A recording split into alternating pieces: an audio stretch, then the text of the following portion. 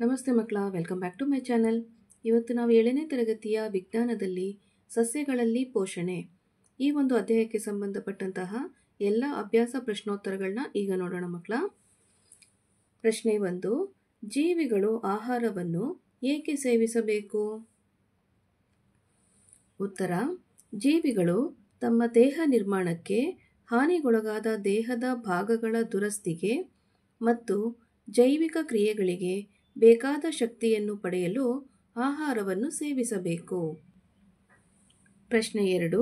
ಪರಾವಲಂಬಿ ಮತ್ತು ಕೊಳೆತಿನಿಗಳ ನಡುವಣ ವ್ಯತ್ಯಾಸವನ್ನು ತಿಳಿಸಿ.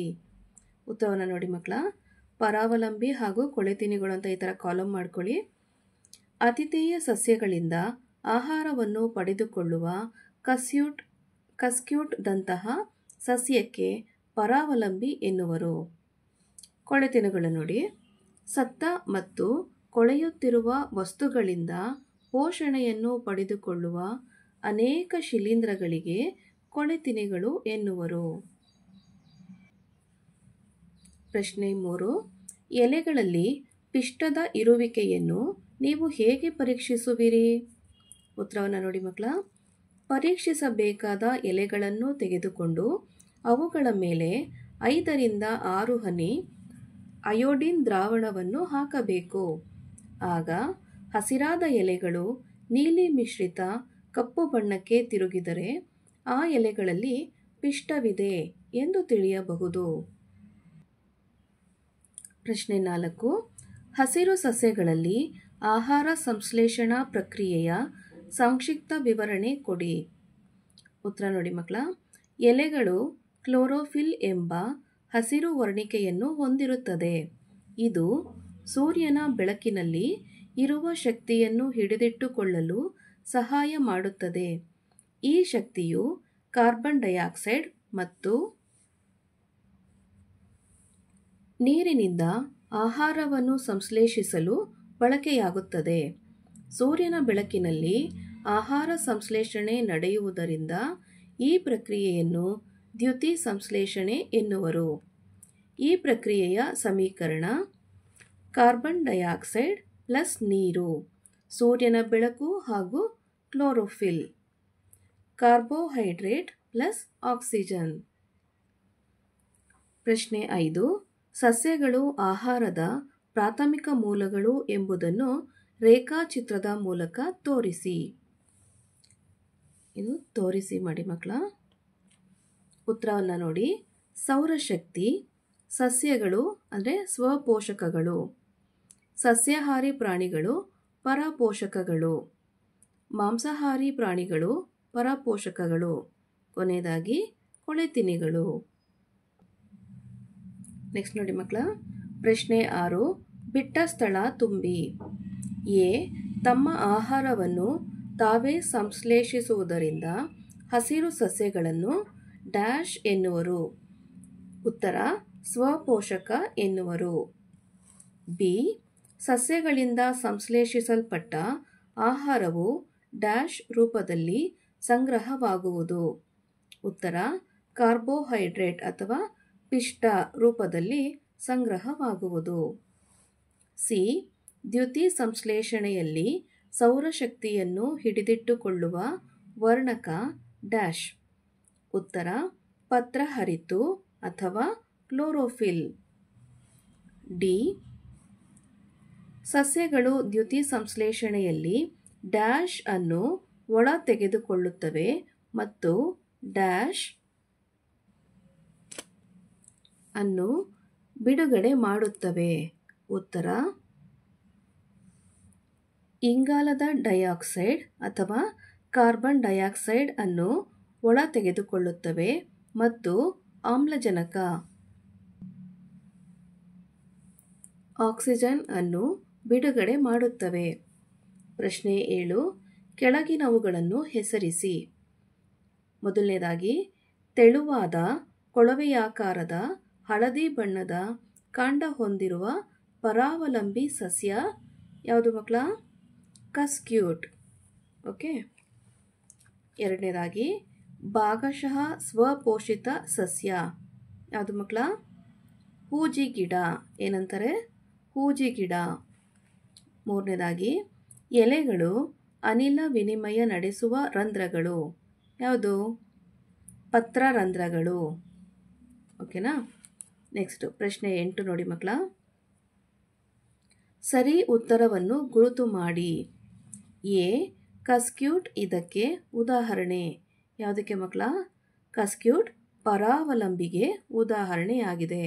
ಸರಿಯಾದ ಉತ್ತರ ಪರಾವಲಂಬಿ. ನೋಡಿ, ಉತ್ತರ ಅಂತ ಬರೆದು ಹೀಗೆ ಪರಾವಲಂಬಿ ಅಂತ ಬರೆದಿದ್ದೀನಿ ನಾನು. ಬಿ ನೋಡಿ, ಕೀಟಗಳನ್ನು ಹಿಡಿಯುವ ಮತ್ತು ತಿನ್ನುವ ಸಸ್ಯ. ಯಾವುದು ಮಕ್ಕಳ? ಕಸ್ಕ್ಯೂಟ್ ಅಂತ ಇದೆ, ದಾಸವಾಳ ಇದೆ, ಹೂಜಿ ಗಿಡ ಇದೆ, ಗುಲಾಬಿ ಇದೆ. ಯಾವುದು? ಇದಕ್ಕೆ ಸರಿಯಾದ ಉತ್ತರ ಹೂಜಿ ಗಿಡ.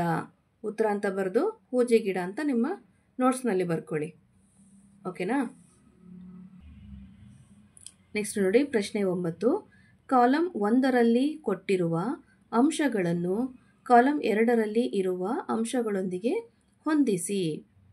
ಕಾಲಮ್ 1 ಮತ್ತು ಕಾಲಮ್ 2ರಲ್ಲಿ ಬರೆದಿರೋಂಥದ್ದನ್ನು ನೋಡಿ ಮಕ್ಕಳ. ಇಲ್ಲಿ ಸರಿಯಾದ ಉತ್ತರಗಳನ್ನೇ ನಾನು ಬರೆದಿದ್ದೀನಿ ಮಕ್ಕಳ, ಅದರಿಂದ ಮಾರ್ಕ್ ಮಾಡಿಲ್ಲ ಯಾವುದೂ. ಕ್ಲೋರೋಫಿಲ್ ಎಲೆ, ನೈಟ್ರೋಜನ್ ಬ್ಯಾಕ್ಟೀರಿಯಾ, ಕಸ್ಕ್ಯೂಟ್ ಪರಾವಲಂಬಿ, ಪ್ರಾಣಿಗಳು ಪರಪೋಷಕಗಳು, ಕೀಟಗಳು ಹೂಜಿ ಗಿಡ. ಓಕೆನಾ? ನೆಕ್ಸ್ಟ್ ನೋಡಿ ಮಕ್ಕಳ ಪ್ರಶ್ನೆ 10. ಹೇಳಿಕೆಗಳು ಸರಿಯಾಗಿದ್ದಲ್ಲಿ ಸರಿ ಎಂದು, ತಪ್ಪಾಗಿದ್ದಲ್ಲಿ ತಪ್ಪು ಎಂದು ಗುರುತಿಸಿ. ಮೊದಲನೇದಾಗಿ, ದ್ಯುತಿ ಸಂಶ್ಲೇಷಣೆಯಲ್ಲಿ ಕಾರ್ಬನ್ ಡೈಆಕ್ಸೈಡ್ ಬಿಡುಗಡೆಯಾಗುತ್ತದೆ. ಉತ್ತರ ಏನು ಮಕ್ಕಳ ಇದಕ್ಕೆ? ತಪ್ಪಾದಂಥ ಹೇಳಿಕೆ.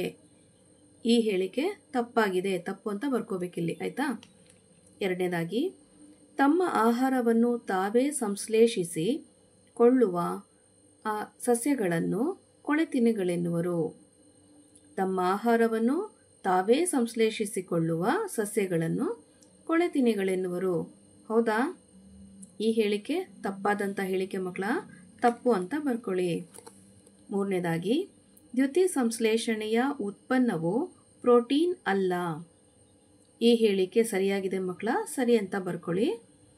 ನಾಲ್ಕನೇದಾಗಿ, ದ್ಯುತಿ ಸಂಶ್ಲೇಷಣೆಯಲ್ಲಿ ಸೌರಶಕ್ತಿಯು ರಾಸಾಯನಿಕ ಶಕ್ತಿಯಾಗಿ ಪರಿವರ್ತಿಸಲ್ಪಡುತ್ತದೆ.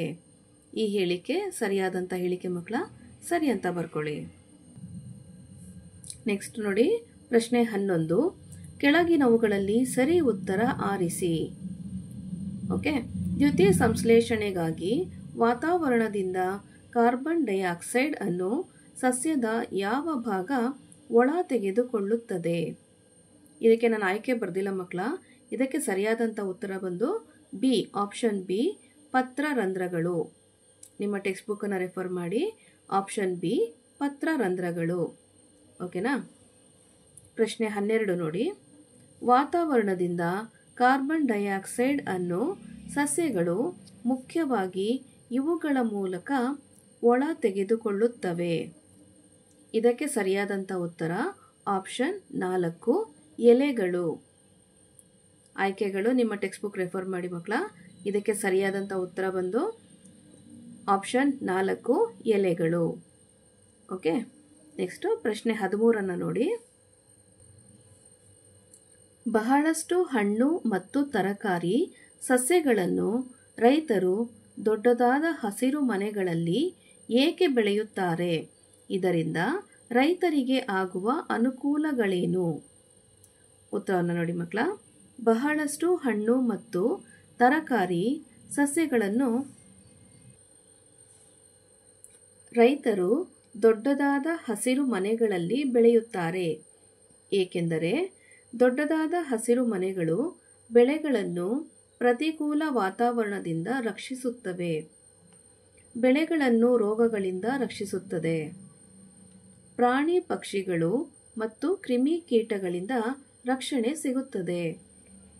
ಹೆಚ್ಚಾದ ಮಳೆ, ಗಾಳಿ, ಬಿಸಿಲಿನಿಂದ ಸಸ್ಯಗಳಿಗೆ ರಕ್ಷಣೆ ಹಾಗೂ ಸಸ್ಯದ ಸಂಪೂರ್ಣ ಬೆಳವಣಿಗೆಗೆ ಬೇಕಾದ ವಾತಾವರಣವನ್ನು ಕಲ್ಪಿಸುತ್ತವೆ.